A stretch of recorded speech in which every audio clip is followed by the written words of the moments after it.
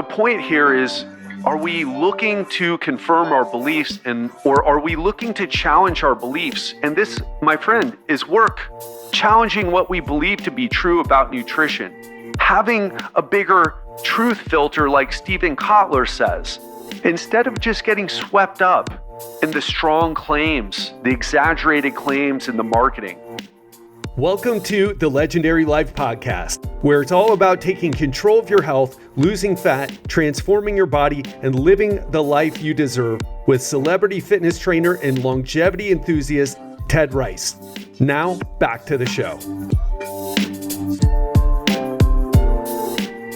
How would you like a little more motivation when it comes to achieving your health and fitness goals? Would that be nice for you? Well, today we're going to talk about why needing motivation is part of how you're self-sabotaging. So if you feel like you resonate with that, I just need some more motivation, or I'm looking for a program that really makes sense to me. I'm looking for an influencer who really speaks to my particular problems. I'm going to take you behind the scenes of my business and of my business coaching and tell you some of the things that I'm learning that I've been told to do to people to manipulate them into taking action.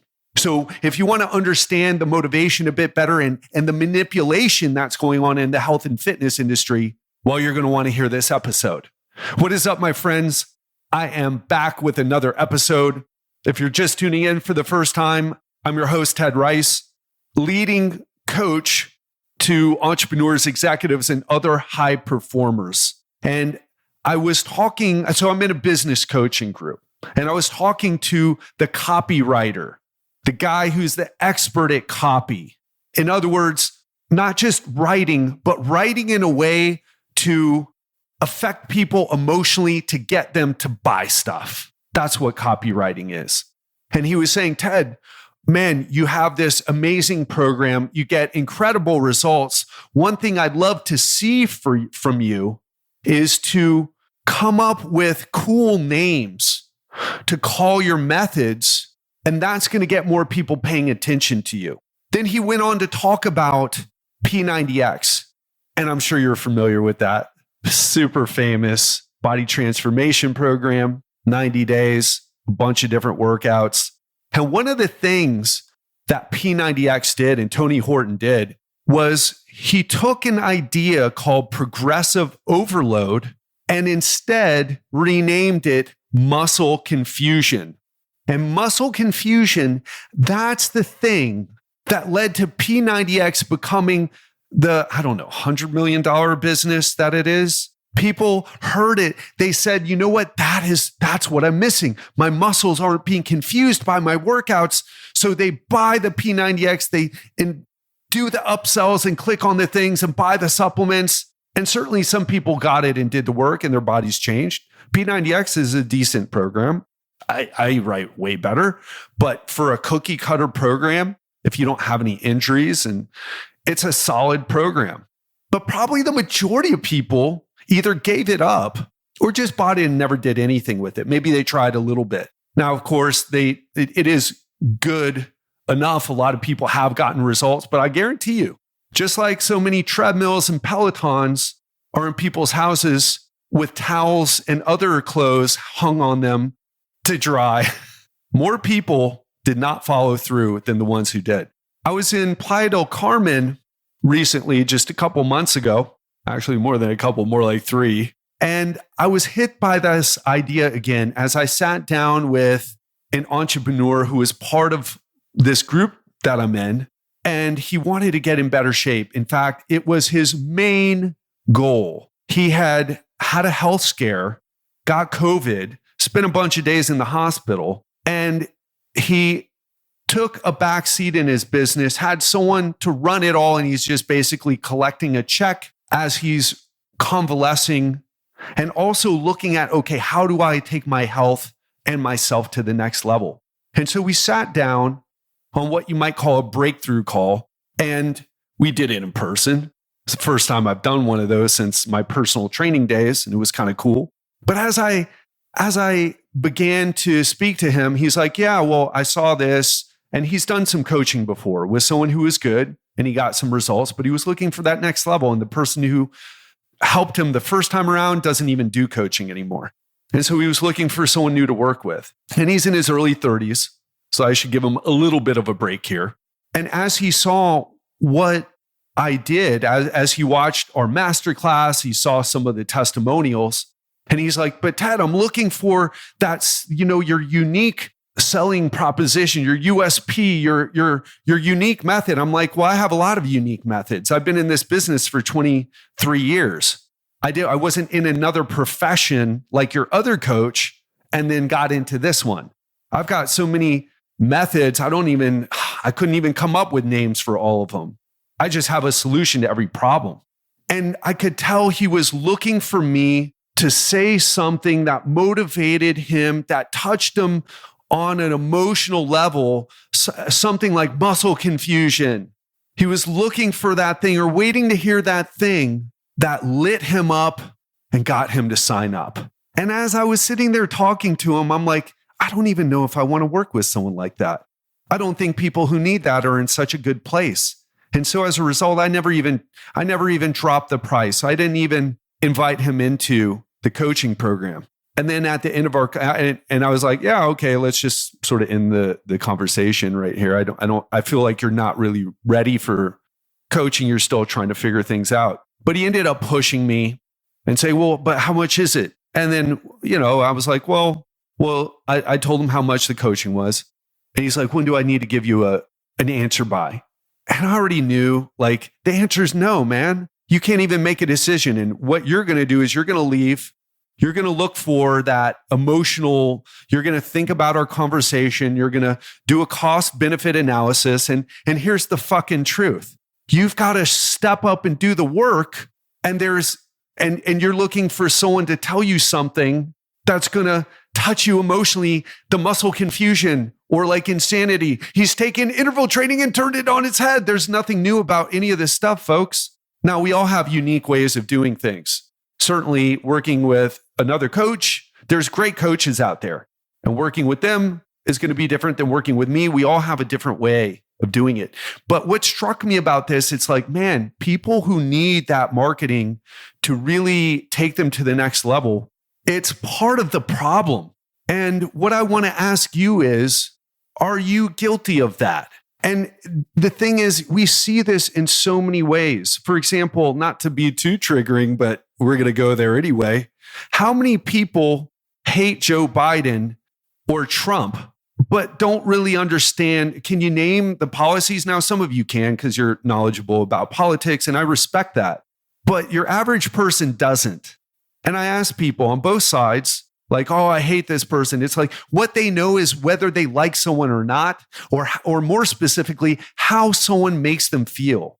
And what I want to tell you is this is part of the problem, folks. I do my best to come on here and I'll be honest with you, I do try to move you emotionally. I've taken public speaking courses. I think about my delivery. Certainly, the way we convey information is important. But if you find yourself really needing the pick-me-up, it means it's because you don't have it inside you. Maybe you're looking for an excuse not to do things. And what's kind of interesting is so many people, the best people that I know, get this, the best people I know in the fitness industry, they're not the best marketers. And as a result, they don't make the most money. And the most popular people, and I want you to understand this. The most popular people are not popular because they're so amazing. It's because they've worked with a marketing team, a copywriting team. They've come up with cool names. They've delivered their information in an entertaining way. And I guarantee you, they are not the best. Now it's changing because guys like me, I'm more of that boring, nerdy, know my shit, but don't know how to communicate it in a way that is exciting. And that's why when I met my business partner, Giselle, it was a match made in heaven because she was a marketing professional. She saw how good I was. She saw the client results that I got. She saw the caliber of people I worked with. And she's like, man, this guy sucks at marketing.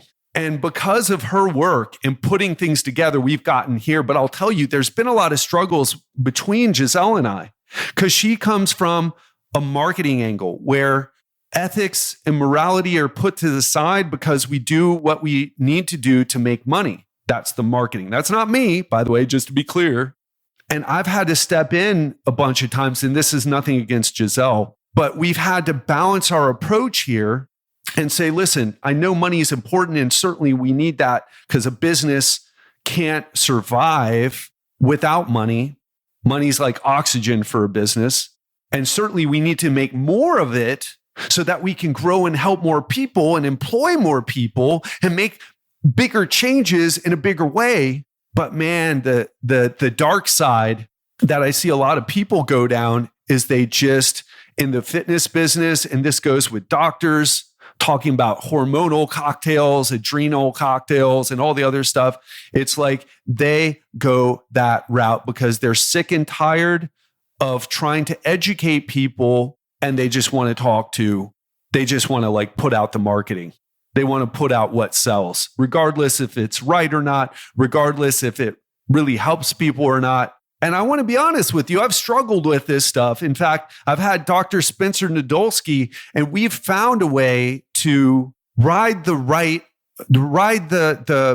a better way to put it is to find the balance between putting out quality information and using marketing to get it out there. Because man, I can't sleep at night if I didn't do that. I feel like lying is part of, I believe that when you lie to make money, you lack integrity. And when you lack integrity, I feel like that's going to show up in your relationships. It's going to show up in other places. And I feel like we're in a situation now where the tide is turning, but a lot of the people out there, they lack integrity. And I'm not going to name names. You're going to have to do the thinking for yourself. And sometimes I don't know if someone's straight up lying or just ignorant, to be honest, if I'm like really honest with you.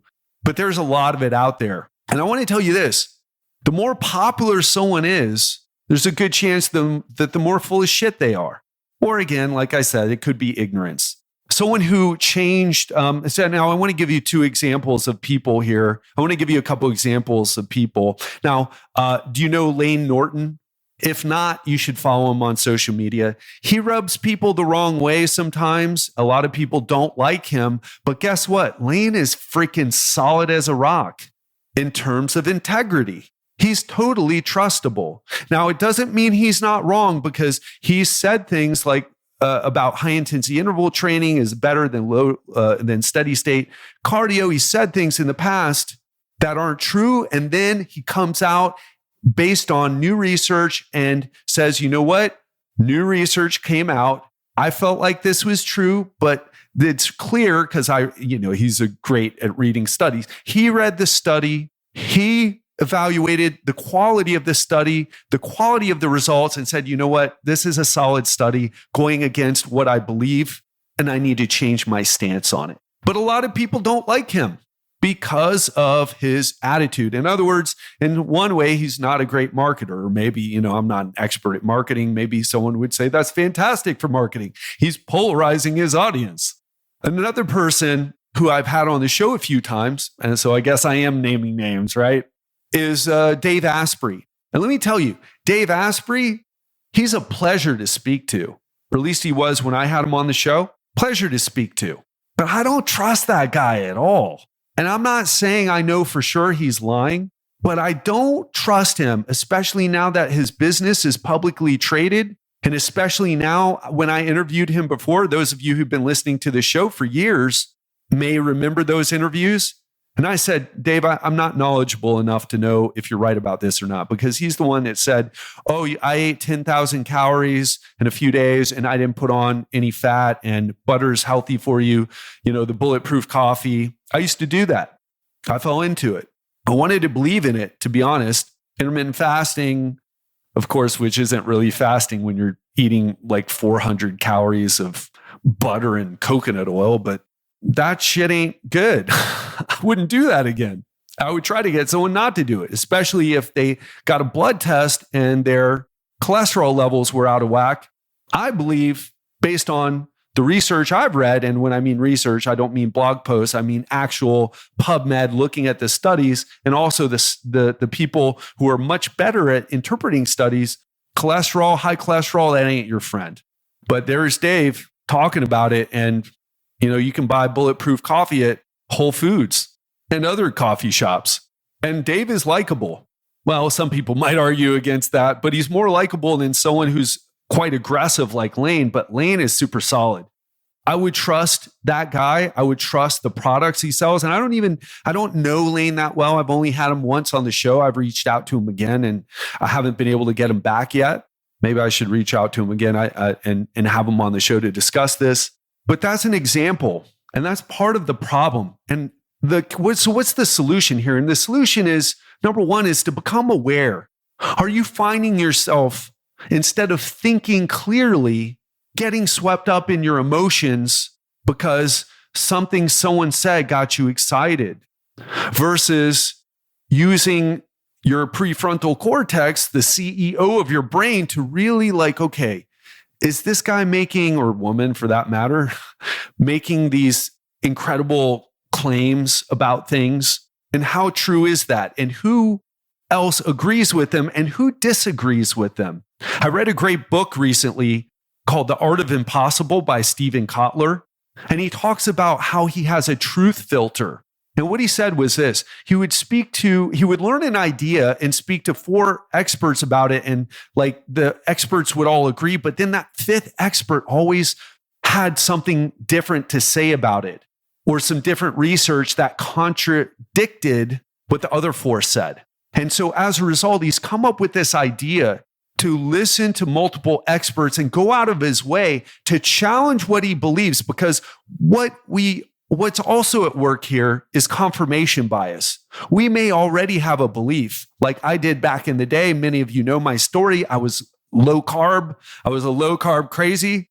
I got into an argument with a dietitian, which a dietitian is a formally educated, went through college, went and did their internship after they got their degree in dietetics, and they're the ones that can practice medical nutrition therapy. So if you had diabetes, for example, they can prescribe you a diet that can help with that. And she was overweight and I was in shape. And I was talking to my client in the hall in the Eden Rock Resort and Spa, hot place at the time, by the way, in Miami Beach.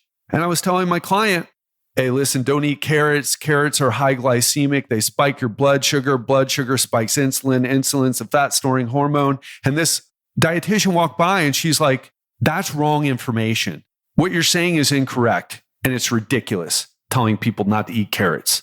And she said a couple other things, and I just stood there and took it because she was a guest in the hotel and I ain't about to get fired from my job. And after she left, my client said, oh, she's so out of shape. I would always listen to you over her. And she was wrong to do that. Of course, at the time I had a relationship with her, and hey, it is what it is. But the point here is, are we looking to confirm our beliefs or are we looking to challenge our beliefs? And this, my friend, is work. Challenging what we believe to be true about nutrition.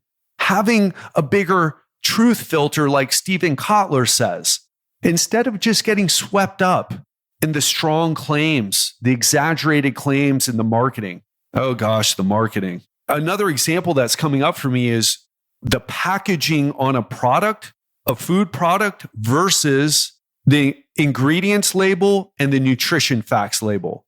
So the marketing can say something like super healthy fats, gluten-free, so on and so forth. But the reality is that product that you have in your hands really is just the ingredients label and the nutrition facts. Should never read the marketing. It's designed to sway you to buy it, not to educate you on what's inside, to let you make your own decision about whether it's right or not for you. And once we start to become more cognizant of our biases and of the ways that we're manipulated, we can make better decisions moving forward. And by the way, I'm not saying that marketing is evil. I'm just saying, is it Is it just some flashy talk and terminology, or is there something behind it? Is there a foundation of either real world results or a principle? And by the way, I'm going to come up with names of my approaches, but I'm also going to back them up with the scientific principles because I do have some unique methods. But man, it's a struggle out there a little bit, you know? I don't mind it because I sleep well at night. Well, not always, but when I don't sleep well, it's not because because I lack integrity. It's because I wake up to pee or something else is going on. But it's not because I lack integrity. And what I want to tell you is be more aware of what's going on. Be a bit more skeptical. And here's the thing about skepticism, because people are skeptical of me sometimes. I'm like, what don't you trust here?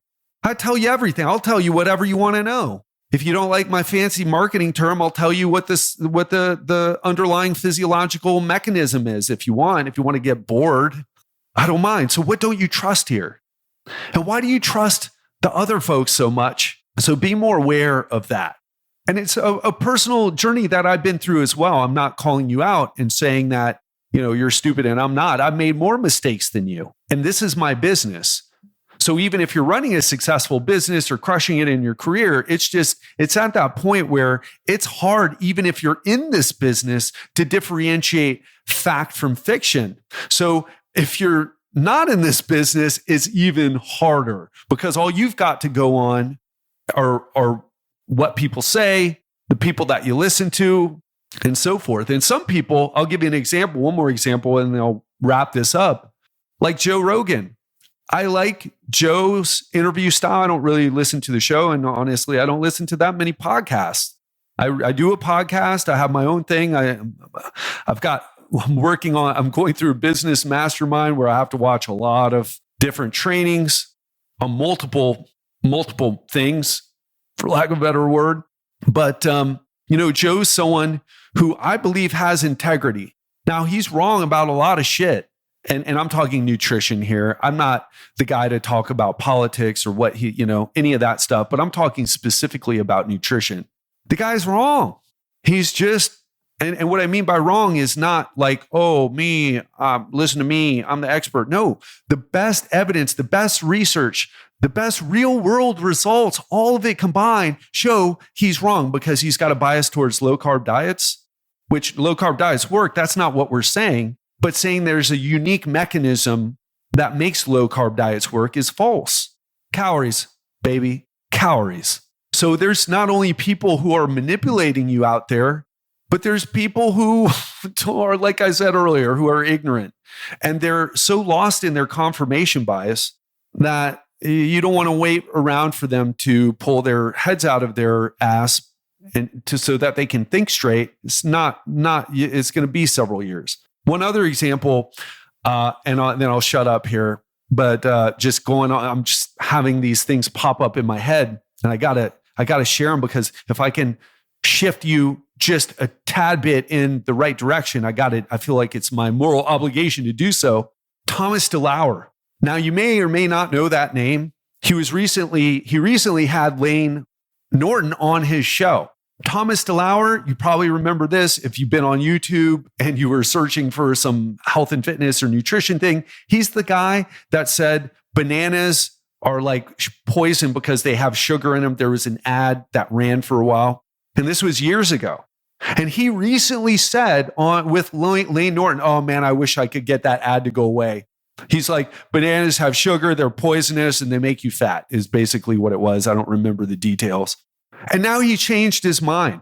But if you were one of those people who watched that video, which was great marketing, I appreciate it from a marketing perspective, you listened to that and you got rid of bananas and started eating keto ice cream or keto snacks instead, which are less satiating and have way more calories than a banana. It's totally ridiculous.